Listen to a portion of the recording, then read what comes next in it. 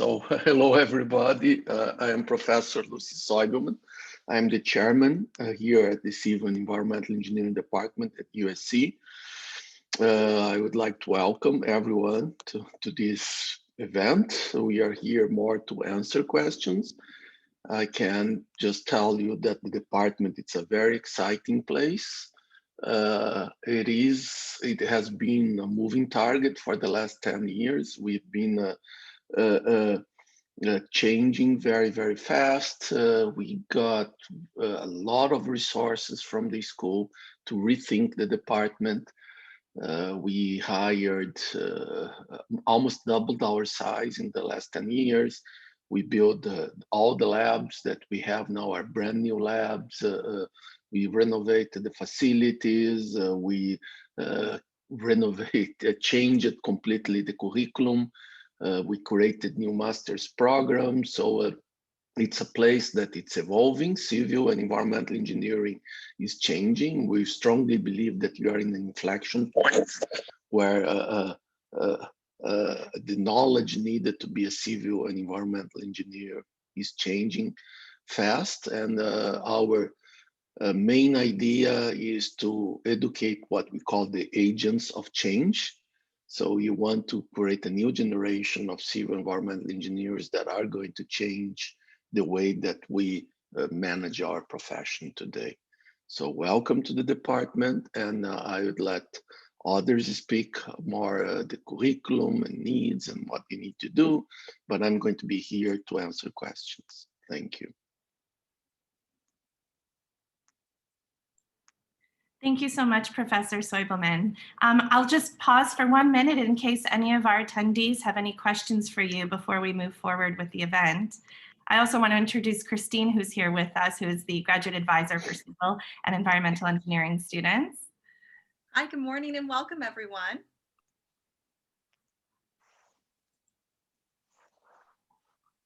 Okay, so while you are mulling your questions for Professor Soibelman, I'm just going to take a few minutes to tell you a little bit about the status of the university in regards to COVID-19, as well as a few reminders to keep aware of at this time. And then we'll move forward with a current student panel so you all can hear about the great experiences of our current master's students. So I'm going to go ahead and share my screen. Okay, first and foremost, congratulations again on your admission to USC Viterbi School of Engineering. As you all know, we are currently in a state of transition. Right now, the spring 2021 semester at USC is being conducted online, but the university is getting ready to safely reintroduce in-person activities. Some facilities have already begun to reopen at reduced capacity, so we are looking forward to a return to campus. Buildings, classrooms, common areas have been retrofitted in preparation for the return of our students. Classrooms are being reconfigured, following the protocols and measures to make sure everyone is kept safe. Staff like myself and Christine, we continue to work remotely, and we're very grateful that USC has begun administering the COVID-19 vaccine following the CDC and local distribution guidelines. Recently, the university president did announce that given the decline in cases and the vaccine rollout, we are planning for a return to campus for the fall 2021 semester. Of course, as we've all learned in the past year, things evolve, things can change, and so we do recommend that you stay updated on our coronavirus.usc.edu page for the latest announcements regarding our return to campus. Two important deadlines to keep in mind. If you are an international student and you have not yet submitted your financial documents, you should do so by April 15th.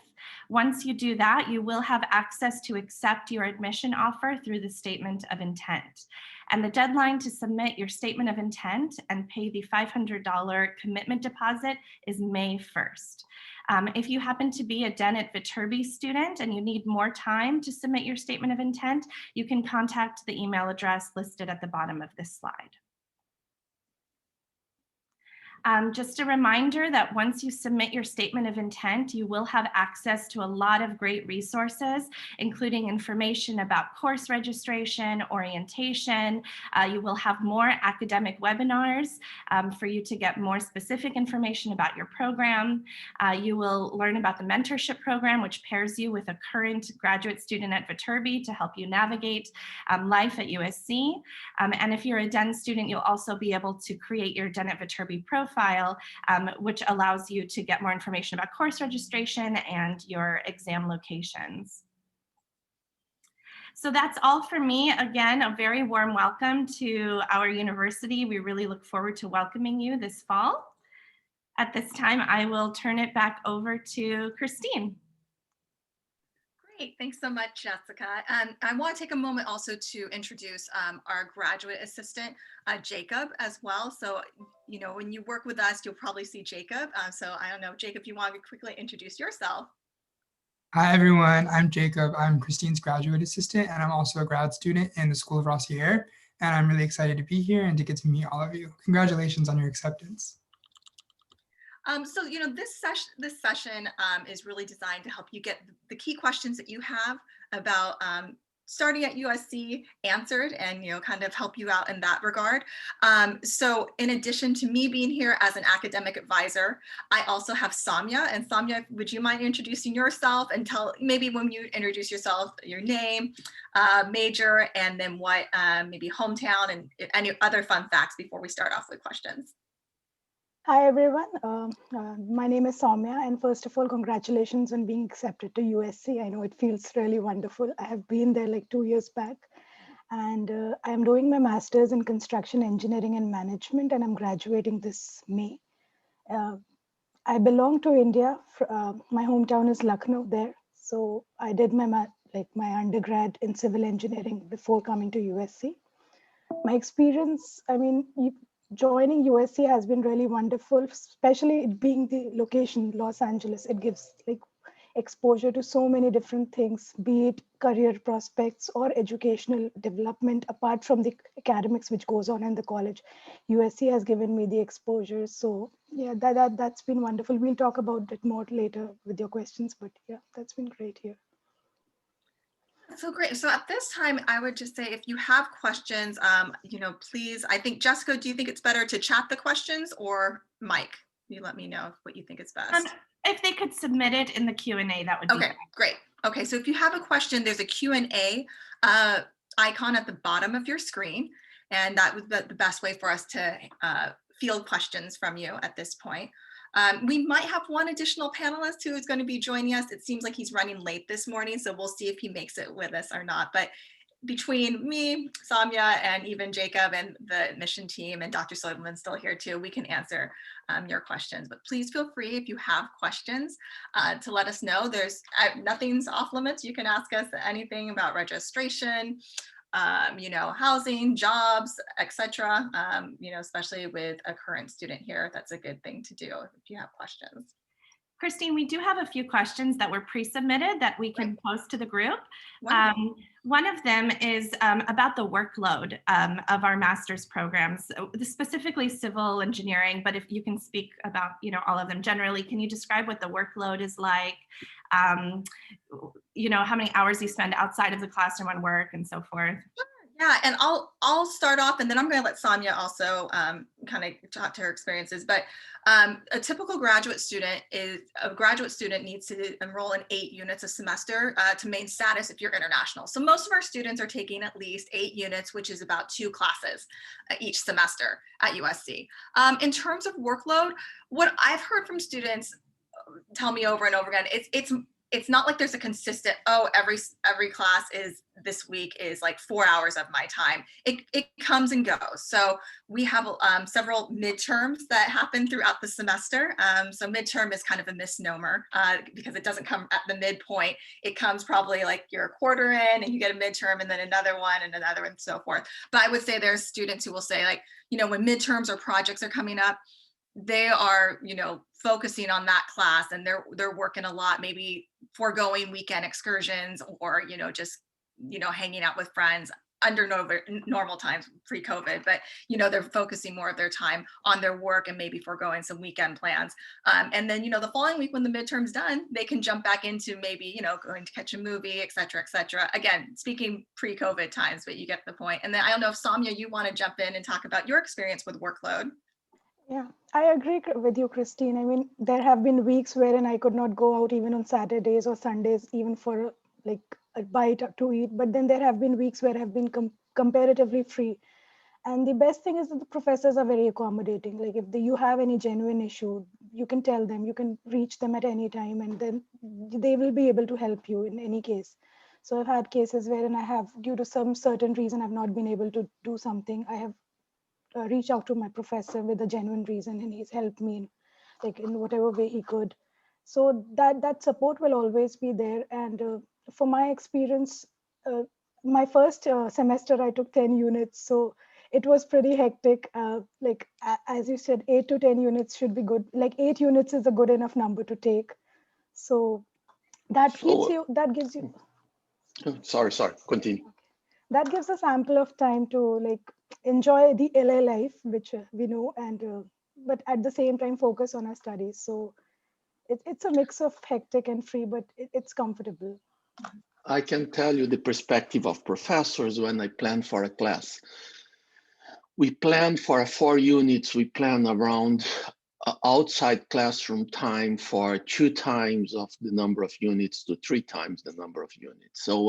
So when I offer the 4 units class, I'm expecting the students to work around 8 to 12 hours in my class during the week. So if it's 2 times, a student would be able to do in 2 times. So it's 8 hours with outside the class for the 4 hours sitting in the classroom. So it's 12 hours of dedication per week. And then you don't have those crash moments before the quiz. Okay? Because if you put those 12 hours when you arrive at the quiz, you are ready. The same thing if you're taking 2 classes, so it's a 24 hours, 24 to 30 hours a week. It's much less than a regular working week. You have plenty of time to do wherever you want. But if you add 3 classes and then we start adding the hours, it's what you have to plan. The way that I do this is basically for every lecture, I have readings that I expect the students to do.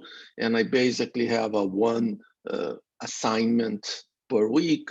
So that would add to those reading, the expected readings plus the assignment. This is the 8 hours outside the classroom. And the students that do this, they don't have to stop doing it, stop anything during the quiz, because the quiz, it's very similar to what they have been working. And the same thing for final projects. The final project, it's divided of 2 hours, 3 hours a week for the whole semester. The students that plan well and they put that amount of time, by the end of the semester, there is no crunch time because they already had put all the hours needed for the project. So it's just a question of how students manage their time. Students that know how to manage the time well, they should not be putting more than 12, 13, 14 hours per class per week. And since Dr. Soderman is still here, I think Jessica, I see a question in the chat that I think would be good for Dr. Soderman to answer, and that is, what's one thing that separates USC's civil engineering program from other competitive schools? And I think we could state broadly too what separates the civil and environmental engineering program. And we might have more than one thing, but I'll pass that on to you, Dr. Suleiman. What makes us stand out? I would say that we cater both for students that want to be more research oriented and students that want to be more what I call more trained for professional engineering. And we can do this because of the characteristics of the city itself, because you are in LA. What I mean by that, the tenure track and the main professors in the department are doing cutting edge research. We do organize ourselves in not by areas of expertise. That is one of the biggest difference that we have to other departments in the country.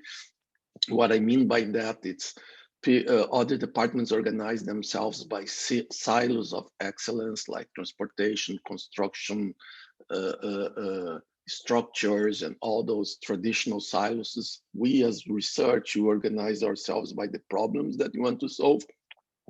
So you are in the area of water, extreme events, sustainability, and systems of systems. So you cross across, we work across those traditional silos. But at the same time, because you are in a city like LA, that is one of the second biggest city in the country, but we are one train stop, one metro stop from downtown LA, where all the large civil and environmental engineering companies in the country have offices or are original from that area. We can use at the same time a lot of those professionals to teach as part-time lecturers in our department. So we, for example, in construction, we have a program that it's more research, more future, more robotics, but you have a very traditional construction management program that you have people that are doing estimates and schedules for the last 30 years, vice presidents in large construction companies teaching our program. So the students can really look into pushing the envelope, look at the future, but at the same time learning how the American industry, civil environmental engineering profession works in the US. So I think that this is very unique. I don't think that there are departments that organize themselves through those more professional masters or more to research. I don't know other that has both options. And the ones that want to do the professional, they have much more difficulties that we have. Large majority of top civil environmental engineering departments in the country are in the middle of nowhere.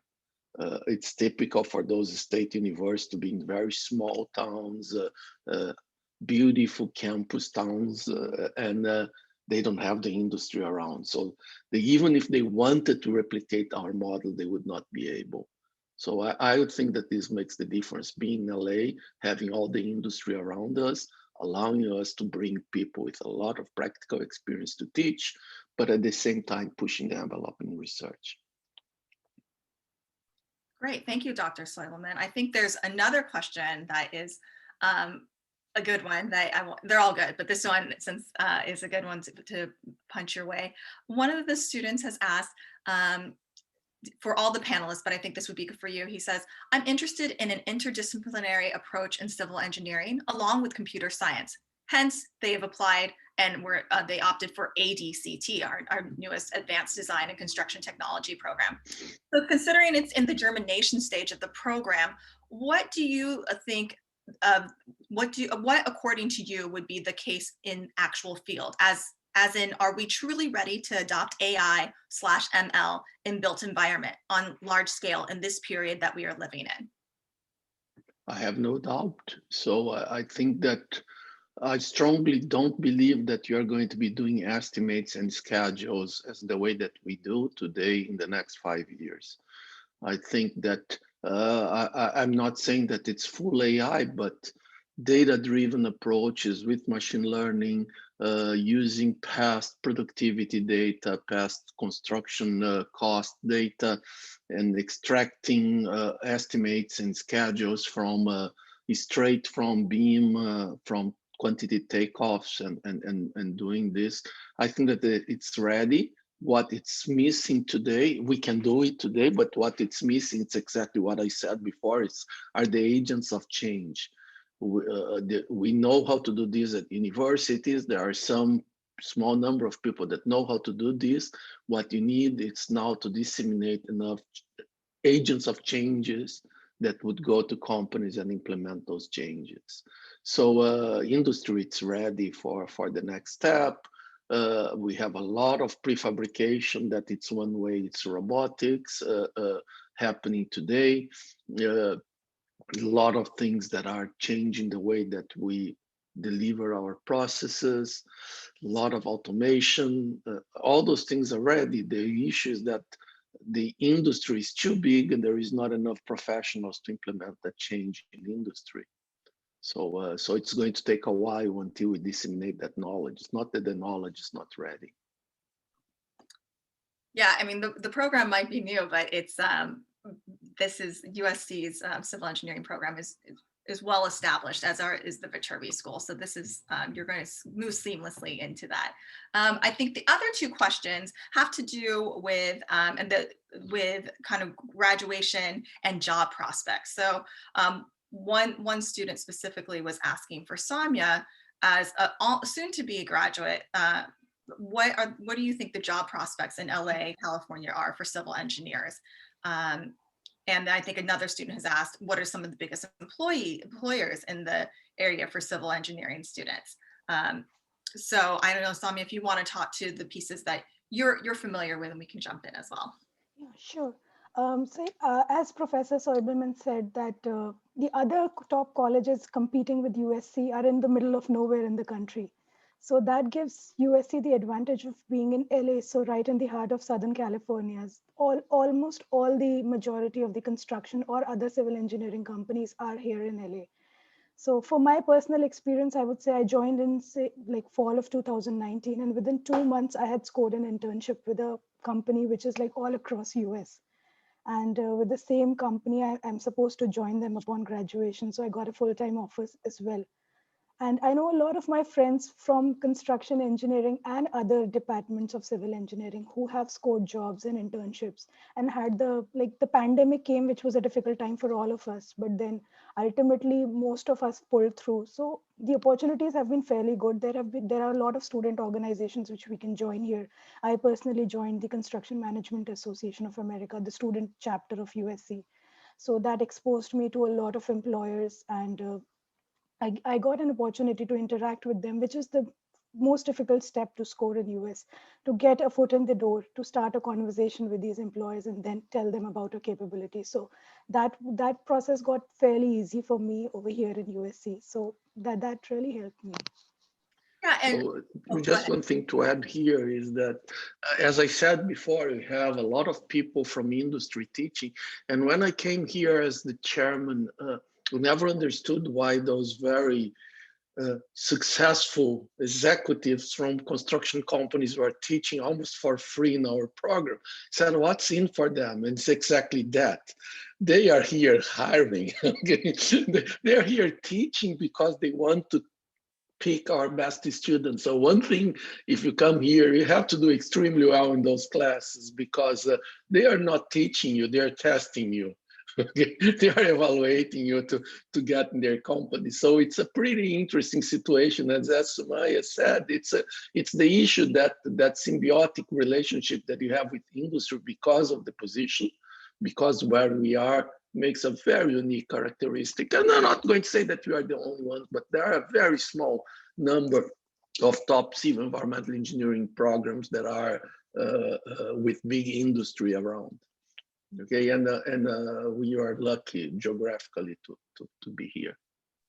And if you're worried about, getting internships or job opportunity lined up, the Viterbi School has its own career service center. It's called the Viterbi Career Connections Office.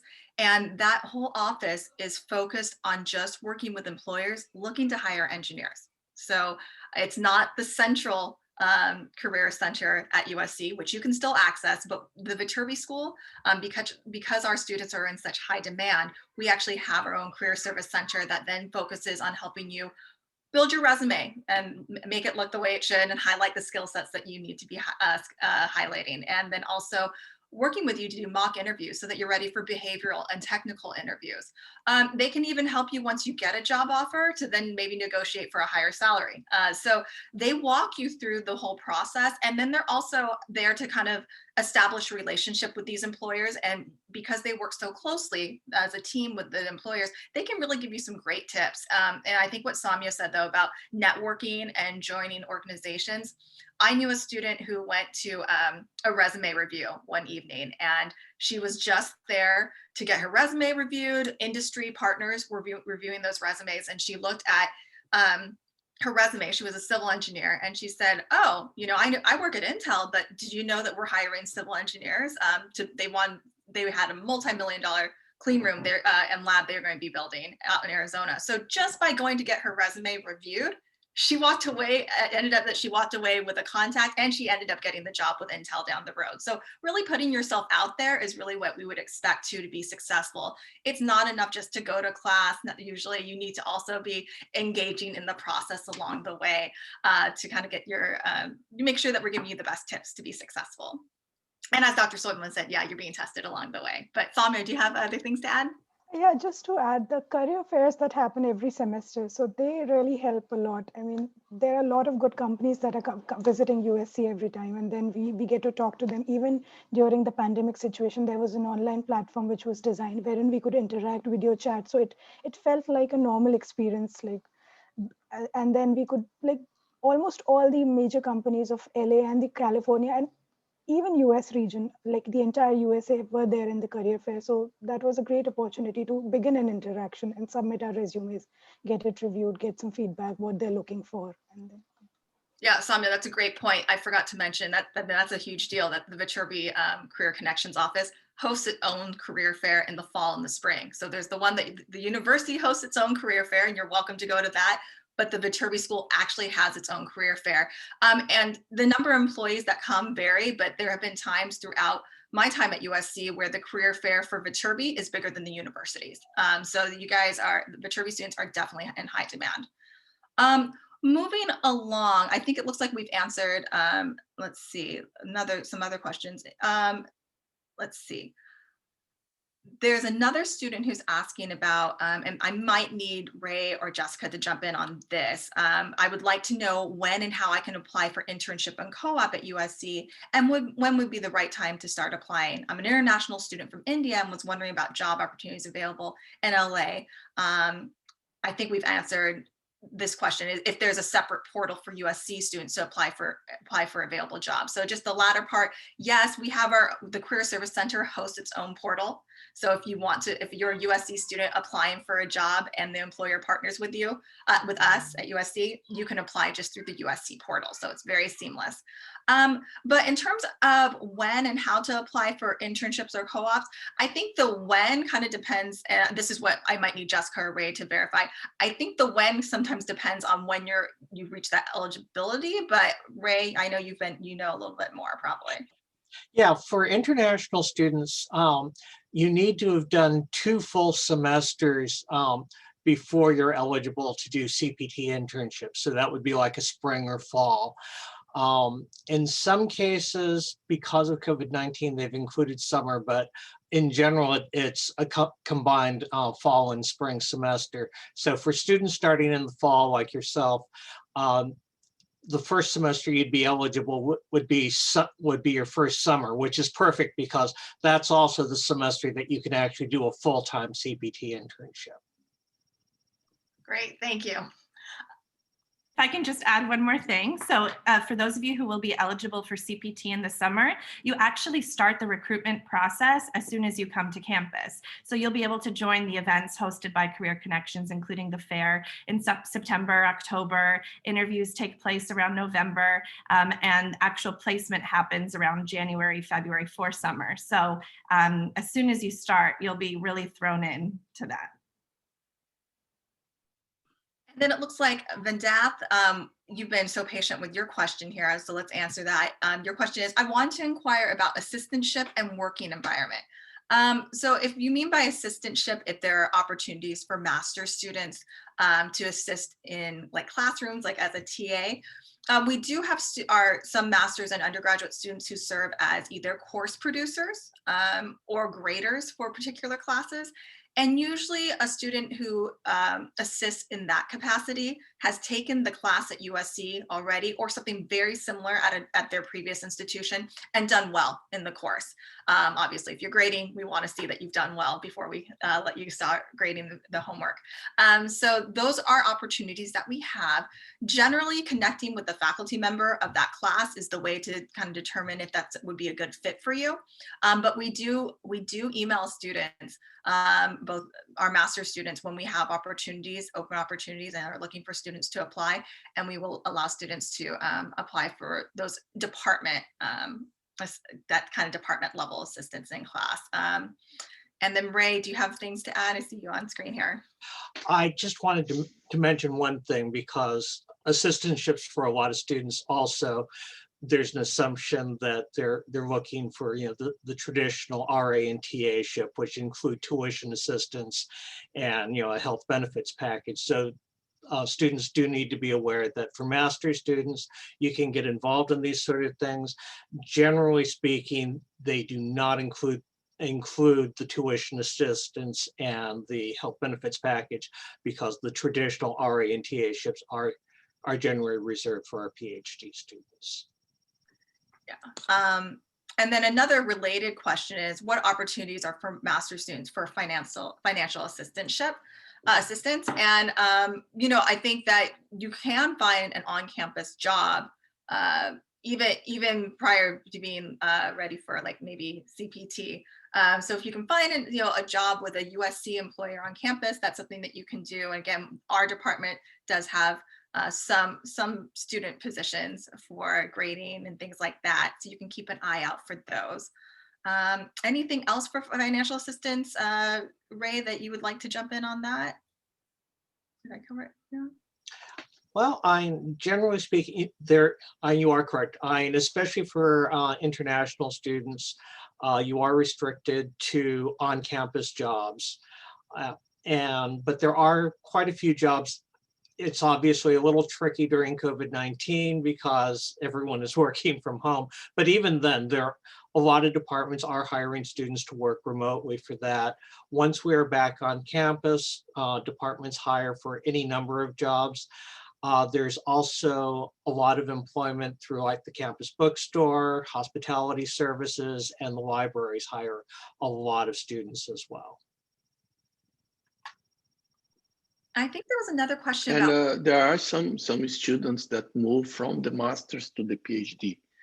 If they realize that they really want to do research, there is no need to finish the master's to start the PhD. So some students, while they arrive, they start doing research, they apply to the PhD.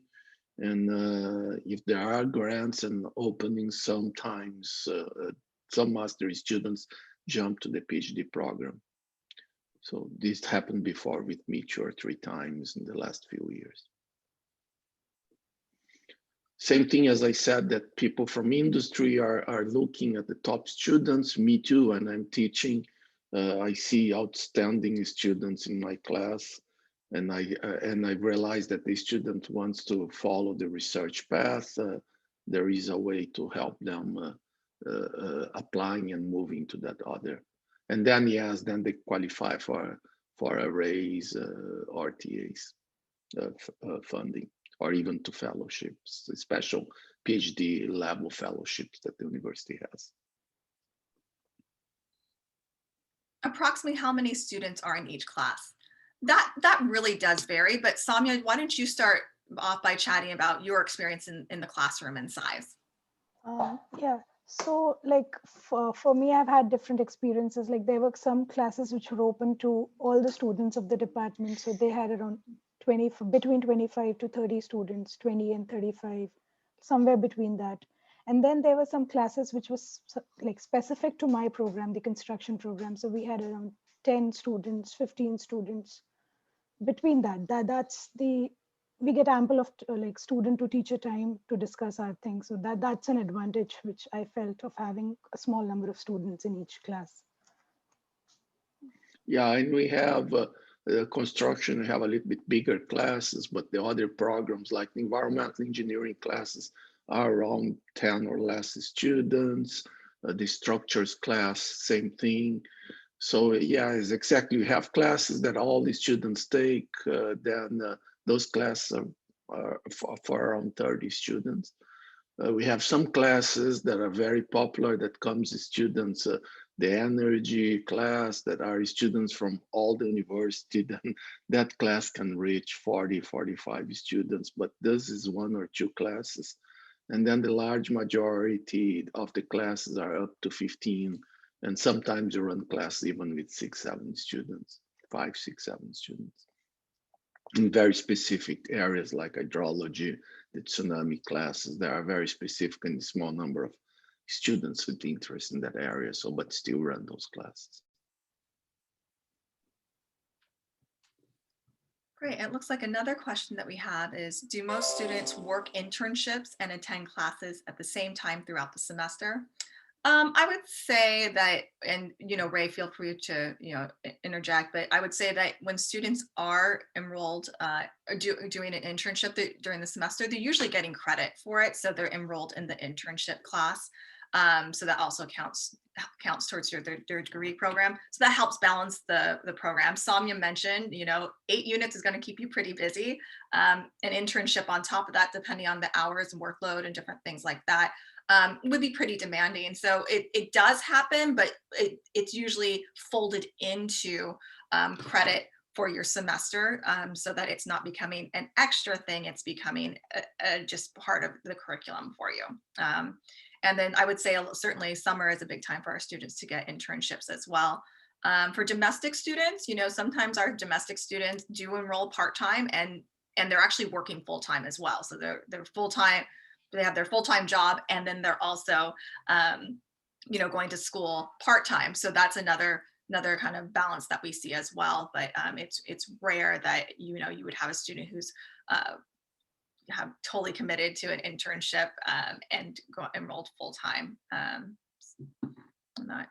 then Ray, do you have anything to add? Yeah, I just wanted to mention that absolutely there is a difference between the US students and the international students.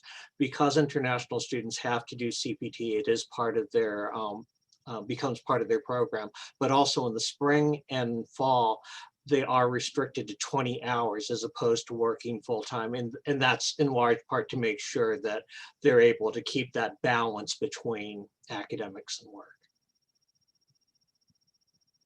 And then another question that we have is, are there opportunities for on-campus housing for graduate students? So the answer, as far as is yes, but I don't know if there's any caveats, Ray, with COVID, but my last time I checked in, the answer was yes. So just to be clear, students can definitely be in USC owned housing. Graduate students are actually housed off the physical campus itself, though that can be as close as right across the street from the campus.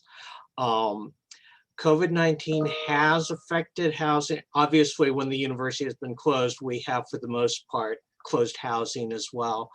I believe housing is still putting the final touches on how they're going to be dealing with COVID-19 and the housing situation. I know currently even apartments that are designed for multiple students only are having one student in them. And again, like with everything else around COVID-19, it's going to be very dependent on what the COVID-19 situation is and what LA County regulations and guidelines are. I think Ray brought up a great point about the on-campus housing versus, maybe off the physical campus. If you haven't had a chance to visit campus, which is probably the majority of you, certainly there is the main campus, but we do bleed out into the neighborhood. So, there are literally apartments across the street from USC on Figueroa Street that look like they're owned and maybe even part of the campus, but they're actually privately owned, So, I mean, when you say off campus, as Ray mentioned, that can actually be just across the street or, a few minutes walk. And then there are actually trams that service the nearby area of campus, particularly the north side of the northern side part of campus. So if you are off campus, there's still like shuttles and things like that you can take. And then another question we have here, how many courses or units is the normal amount for a student to enroll in each semester? And for international students, our students take 8 units a semester. And then, okay, sorry here, all right.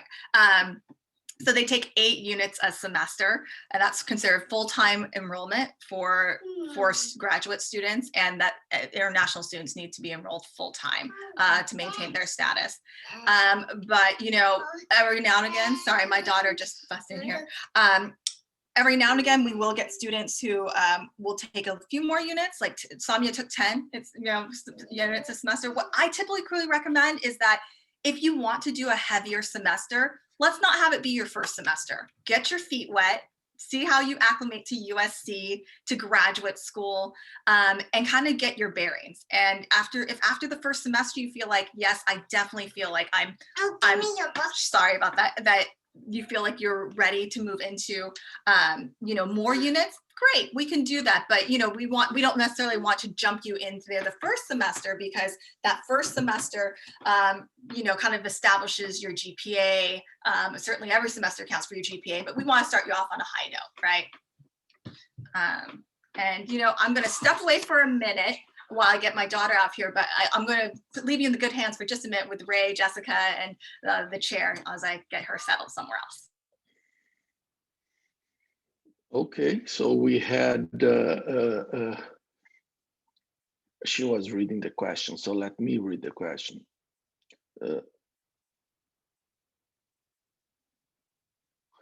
Why my academic eligibility letter didn't mention my specialization? Do I need to select after admission? That's an interesting one, but I think that the right person to answer this one is Christine. I'm sorry, I'm back. She escaped into here. So it generally, I think, I know which student is asking this question. I know it's just coming up anonymous, but I think I saw you that you asked this question previously beforehand. So generally what can happen is that you were admitted to the Master's in Science in Civil Engineering. So there won't be a specialty listed on there. If you think that's an error, and you don't remember what you listed on the application, certainly we can take a look. The admission team can look and see what you actually applied to. But that probably is what that means, is that you didn't list a specialization, or you did list a specialization, but you were admitted to the general program as opposed to a specialization. So in terms of selecting a specialization, you aren't required to have a specialization. A Master's in Science and Civil Engineering is a degree, right? So that's perfectly fine like that. But if you have more questions about that, we can unpack that later. And let's see. So the next question, it's related to Sentinence lab. This is a research lab, and the question is related to Professor Besser-Gerber. So this is more related to students that have interest with research. Okay, I can tell I am the lab within the department that Burchin works with. It's called iLab. The Sentinence is a university-wide lab that it's related to the iLab. I am part of the iLab too with Burchin. The way that we do work at the iLab is that we have several PhD students, a reasonable number of PhD students in the lab. And when master's students come to us and tell that they want to be part of the lab and they want to do research, what we end up doing is teaming them with one of our current PhD students. So those master's students, they start attending our weekly research meetings. They start to learn what types of problems we are focusing and working at. And then they decide to start doing research and to learn how to do research by supporting one of our current ongoing research. I have now students doing data acquisition, helping with the flying the drones for acquiring the data, while the PhD students doing the data analytics, the modeling building with the drone capture data. And so they start to be part of the research team. The main issue is how to do that. Many master students do at the beginning as volunteers, exactly because they have their classes, demand their classes. They don't want me to tell them that you cannot stop to work in your research this week, even if you have a midterm, okay? Because you are working and you are paid, okay? There is no excuse. So again, the students want the flexibility to put more hours and less hours, and they really want to learn how to do research.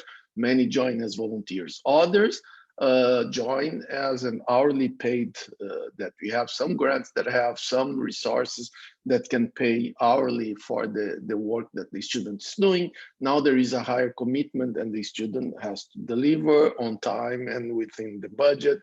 And the third way is even the students paying to do research in a way that they register for units, okay?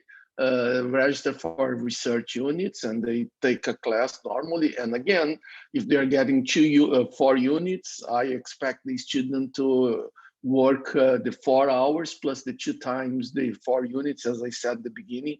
So I'm expecting the student to put at least 12 hours a week in that research. So there are, we are very open, and we accept these. We always want the students doing research. We need researchers, and we accommodate and we find ways to help the student doing that. And then we have another question about the transportation program, but I don't know, Dr. Sullivan, I might have to defer. I read that question, and that's a very good question. Thank you, Mihir. I think that I should start acquiring that data. We never look at those things because you don't make much differentiation from students that are coming from industry, the ones that are coming. We do have, I know that you have both. You have a lot of students that come with a lot of industry experience, come back to get their masters, and you have students that come straight from undergrad, but you never gather the data to make this analysis. So it's an interesting analysis. I should start doing that. But I cannot answer because I don't have those numbers.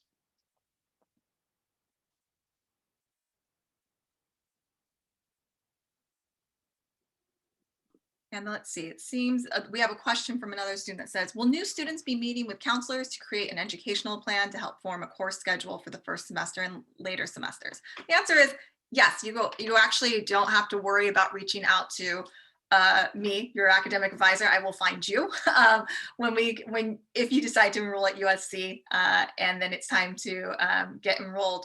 We will work with you at orientation to get you enrolled in the classes that you need. And the nice thing for those of you who are coming from environmental or civil engineering backgrounds, a lot of the experience I've seen with undergrad students is that they are expecting the graduate program to be as complicated in terms of, oh, there's so many prereqs stacked on each other and it's going to take a lot of like figuring out what I need to do. The cool thing about our programs, most of them require that you complete a minimum of 28 units to graduate. The transportation programs, a couple of them have 32 to 35 units, but Dr. Moore, who's the advisor for the transportation programs, walks you through exactly what you will take because he kind of customizes it per student. But with those classes, you know, you can just choose typically whatever courses are available for your program. You can go for it. It doesn't require like that we go through and like, oh, make sure you take a CE 501 before 502. You can take them out of sequence in this case, and that's okay. But we'll go over that orientation and really unpack it, but know that you're not on this journey alone. Jacob and I are here to kind of help you through that process. So I hope that helps. And usually the program is about 3 semesters to 4 semesters. I did mention that most of our programs are 28. The Master's in Construction Management is a 32 unit program, but can still be completed depending on how many units you take between 3 and 4 semesters as well. Let's see, I'm just looking through the other questions here. Great, so then another question is, can you change your major? If you're admitted to the Master's in civil engineering with construction engineering, if you're admitted, it sounds like the student is admitted. No, let me answer. That's a little bit more catchy question. Yeah, okay? Yeah. The construction management, the master's in construction management is it's not an engineering degree. Okay, it's a management degree. So this allows a lot of students that don't have background in civil engineering to take that degree. So students with background in math, we have students that took undergrad in psychology that want to manage construction workers. They are taking those classes. So those students cannot easily move to the civil engineering masters, because we cannot give an engineering degree to a non-engineering undergrad student unless they take what it's called leveling courses. So those students would need to take some undergrad level courses to fulfill the requirements that we have as a university to our certification and assessment that we are evaluated by an external agency. But students that are in the construction management masters and have civil engineering degree, they can move without any problem. You can move programs within civil engineering. The only issue is that if you don't have a civil engineering degree, it's more difficult to do so.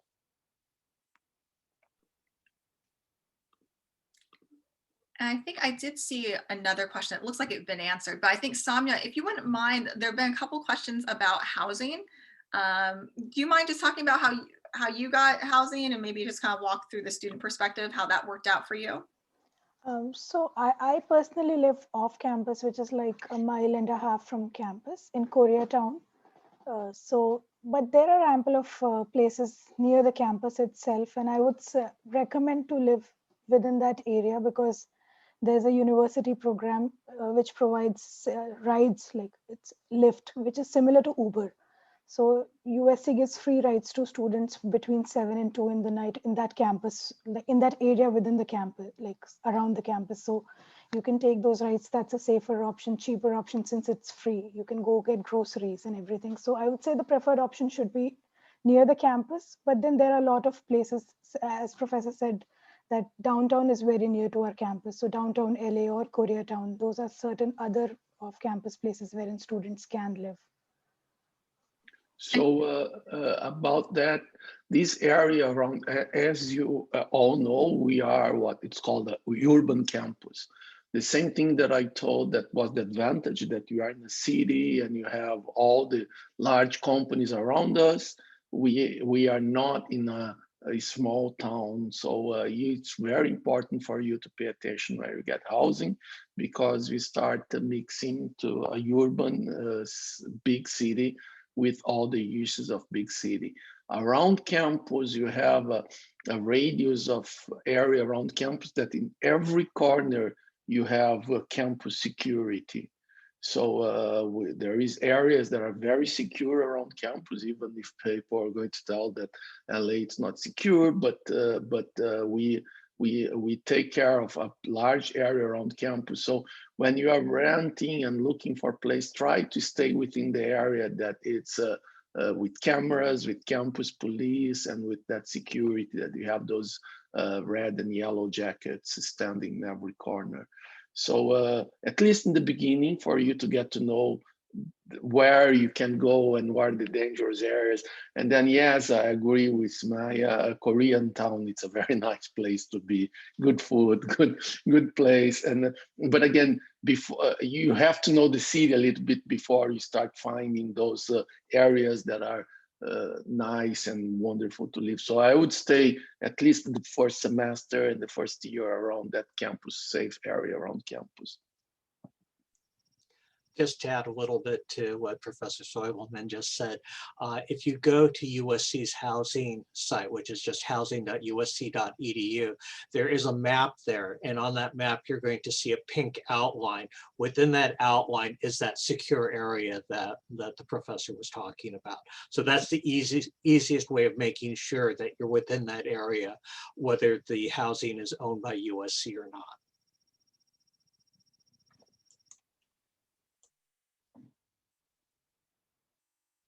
And that's important because, as you can expect, when things comes back on campus and you are coming to campus, you are working the library, you are doing your assignments, sometimes you are going to leave campus at 2 or 3 a.m.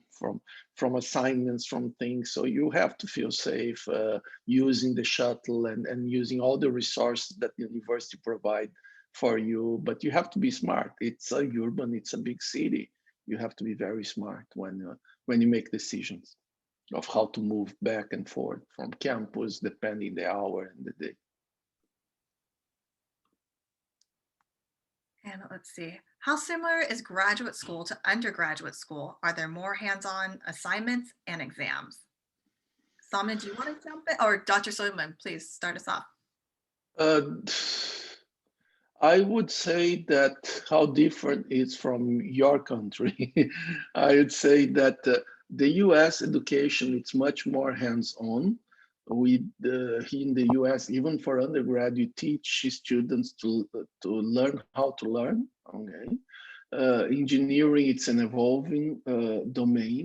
Things are changing, and what you learn in school, it's probably going to be obsolete 10 years after you graduate. So if you don't learn to keep learning and evolving with time, and if you don't know how to do lifelong learning, you are never going to survive in this changing world.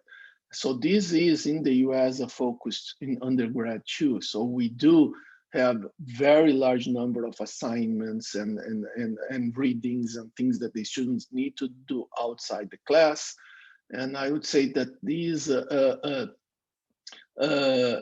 it's not that different here from undergrad to grad in the US. But when you come from other countries to the US, and that happened with me, I got my undergrad in another country and came as a PhD student here in the US, was really shocking for me 30, 40 years ago, looking how much responsibility I had on my own learning. So I think that this is very common in the US. The difference from the undergrad to the grad to the masters, I would say that it's more your freedom on selecting the classes and finding niches and going outside your obvious that a lot of the master's programs have the minimum class that you have to take, but a lot of students take classes in other areas. I have construction students taking classes, as I said, in psychology to learn how to manage workers. A lot of students taking a lot of computer science class. So we are much more free to go outside the structure that was created by your faculty, customizing the program to yourself, on top of the minimum that you have to take, but you don't have a limit of where you can go. Great. So I just want to take, it looks like it's 9:59. So it looks like time for us to be wrapping up. So I just want to wrap up by saying to you guys, thank you so much for coming today. And we really hope that we were able to answer your questions so that you can make a decision or, get prepared for USC when you join us. We're looking forward to it. And please don't forget that, you're welcome to reach out. We'll be seeing each other at orientation. It'll either be myself or Jacob. But I also want to thank Samia for being here and just offering your insights. That's invaluable to us. And Dr. Soyman, any last comments or anything like that? No, it's very easy to find us, to find Christine. If you go to the department's page and graduate students, she is the graduate students advisor. She is going to be responsible for your classes, well-being, everything. So it's interesting. You probably already have her email, so you are going to be able to communicate with her. Same thing with me. It's very easy to find me at the page of the department. If you have any issue, any question, just feel free to send me an email. I will try to respond as fast as possible. All right. Any last words from Raymond or Jessica before we? Just congratulations, and we look forward to seeing you in the fall. I ditto that. Yes. Thank you all so much for your time today. This was great. Again, if any questions come up, if any of you have trouble with your statement of intent, I'm going to go ahead and put our contact email address in the chat. So feel free to contact us that way. And I hope you all have a great rest of your day. Thank you guys. Fight on. Thank you. Fight on. Bye, fight on.